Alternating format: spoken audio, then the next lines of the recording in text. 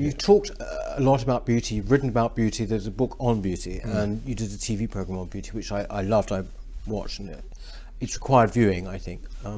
But the upshot of what you say in that, it seems to me, is that we are either afraid of beauty now, or we have sort of banished the whole idea of beauty. So before I ask you, I was just asking, what would you call beauty? In architecture or art? I think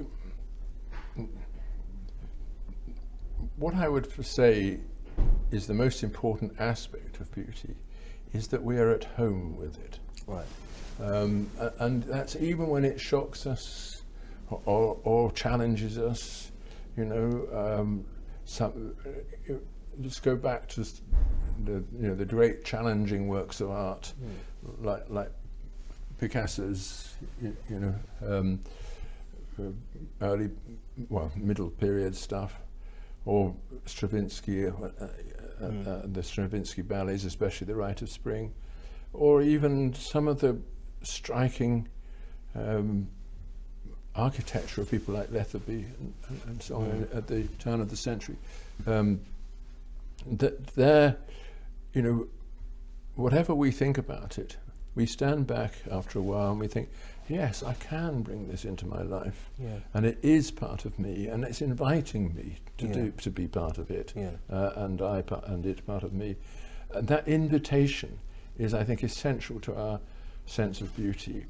And in ordinary life, we're not aesthetes, most of us. We don't go around the world looking for the sublime experience that you can get from the Shakespeare sonnets or Tristan and Isolde or whatever. We go around the world wanting to find the places where we could be, places which don't repel us, which don't say go away, which on the contrary open some kind of inner door. And I think that's what everyday beauty is like, and we're all able to produce it. When we're given a room of our own and a bit of furniture, we start arranging it so that it is like that, so that we belong and it belongs.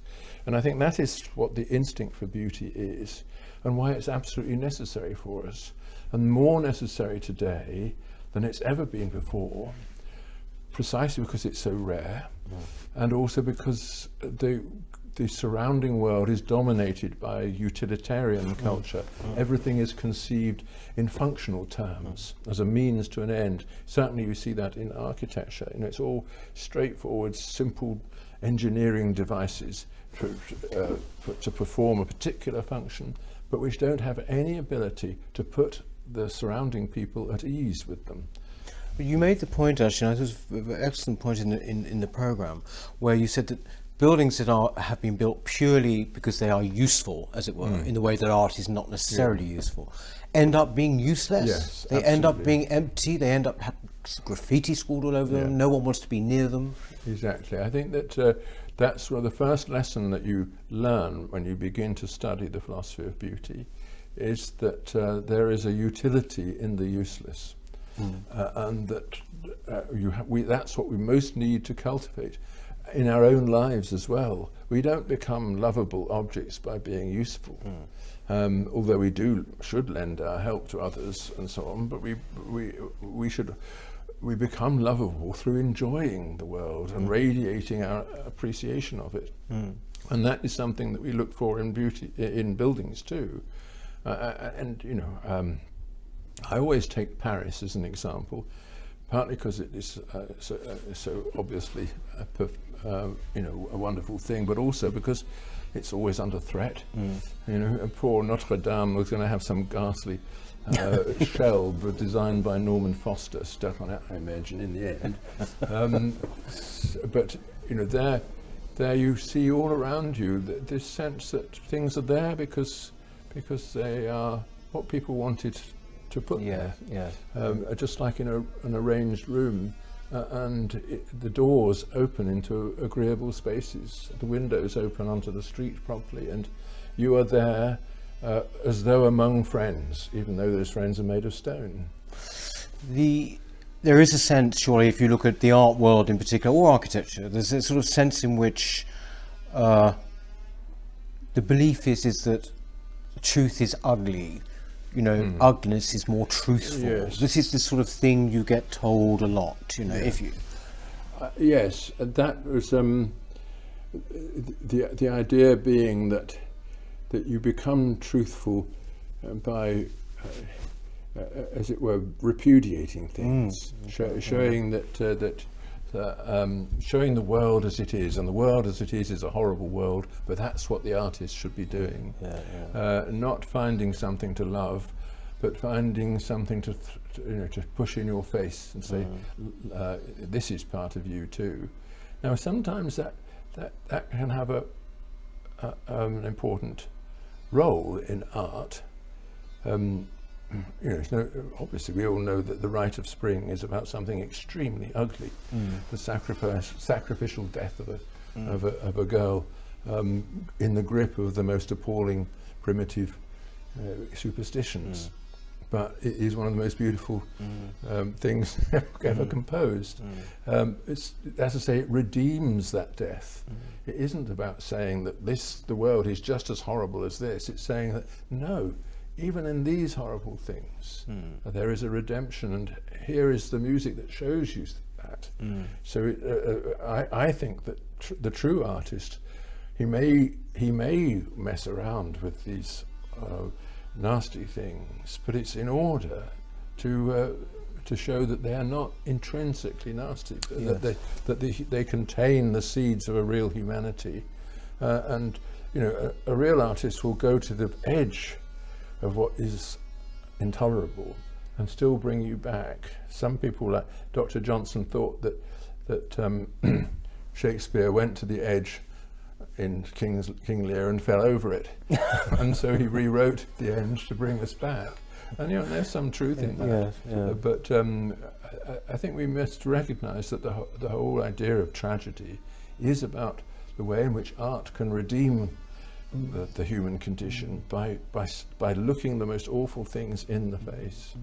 I think sometimes when you look at the situation now in the art world, for example, you can kind of lose hope, but then something happens. And for example, I went recently to the Portrait Gallery's Portrait Award, and it was full of people. Obviously, some of the work was extraordinarily talented, beautiful craftsmanship, and you thought somehow these people must have slipped through the net. Well, that they have, because remember, the awful thing about works of visual art is you can own them, and then the Saatchi types come in and bid for them, and then they're told by the critics, you must bid for this because it's really hideous, and that will be a prized possession. So that we're constantly bidding up ugliness, and those old-fashioned portrait painters, who exhibit at the Royal Academy Summer exhibition and so on, they are pushed into the corner as they're sweet, but it's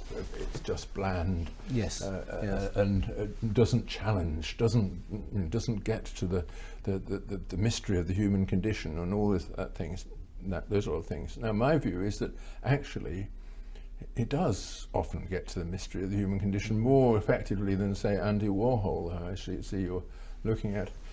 Indeed, I have got that there, yes. Who, in my view, was a totally trivial character who happened to make a splash. And this splash sold. Now, in the case of music, where you can't actually own the result, there's a countervailing force that says, since I can't possess this, the only way I can appreciate it is by listening to it. And then, of course, critical judgment comes in, and gradually, after a few horrible things clamouring in your ears, you come round to recognise that in music there has to be beauty too. And we have emerging composers, like James Macmillan and David Matthews and so on, who are writing the sort of music that people actually want to listen to. And I think that there's the atelier movement in representational painting, which is trying to do the same.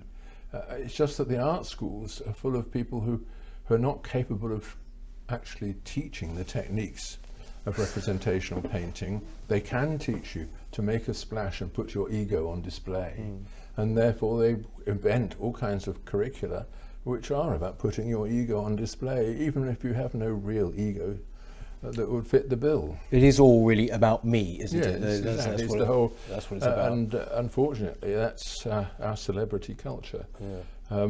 That's one of the, we didn't talk about this when talking about politics, but that is one of the problems with politics, that because of the celebrity culture, because you have to be photogenic and appear on TV and everything, the me concept begins to dominate politics too.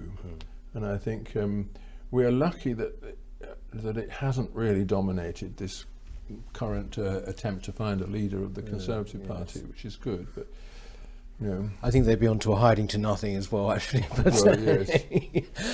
You mentioned there about how maybe the art world repudiated its traditional forms, whatever. Maybe a bit of a clunky segue here, but I'm going back to 1968 when you were in Paris, and I remember the French, they tend to be much more open about talking about cultural issues. And I remember, I think it was Sarkozy who was talking about, we have got to, the 68 generation must not keep apologizing, it must not keep repudiating our greatness or whatever. Yes. And you've called this the culture of repudiation, I believe, which is where we essentially appear to want to disown and indeed hate everything about ourselves.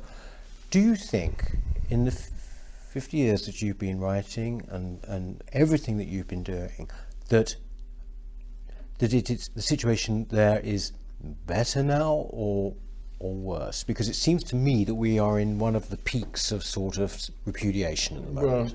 Well, yes and no. I think when I first began publishing as a conscious conservative, with the meaning of conservatism, which I published, I can't remember, 1969 or something.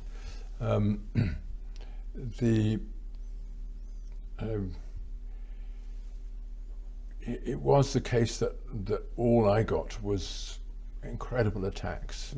And then later I wrote Thinkers of a New Left, which was more or less the end of my academic career. People just just thought that I was completely on the margin of everything in attacking people like Foucault and Sartre and all that. But now I get emails all the time saying, thanking me for my writings and saying that this is inspiring. I think we can all get together and do something about this. And so I think that there is certainly a kind of moment of awakening, if you like, awakening against the woke. Do you think that is happening? I think it is happening among serious people, and not only middle-aged people. Lots of young people write to me about things like that. My little film on beauty, which you referred to, that's had I don't know, it had 1 million views before the BBC took it down in outrage. You can still see it on Vimeo. Yes, exactly, with Portuguese subtitles. That's had about 1 million views, I think. And I get a lot of stuff from young people about that, saying thank you, you've helped me. You've helped me get away from the cult of ugliness. And okay, that's only my personal narrative, but I think one mustn't lose faith in human nature. One must, at the same time, recognize that civilizations decline, that we can lose things and never get them back, as our ancestors did, in the Dark Ages.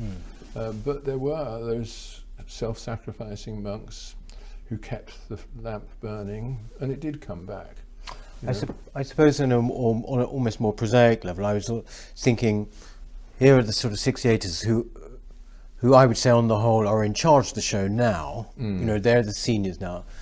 And the general drift of society, regardless of the government, appears leftward always. Yes. There's got to come a point where, all of these people who were placed in all of these positions, for you, briefly for a moment, which was most unusual, but how do we change that? What is the plan for changing that?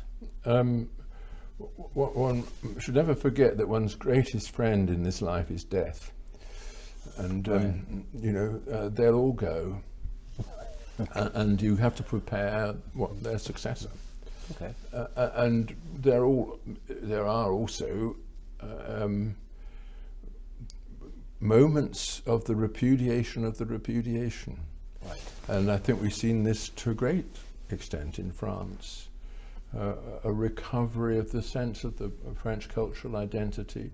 You don't find in France the adulation of Foucault and Derrida and Lacan and all that you find in American universities.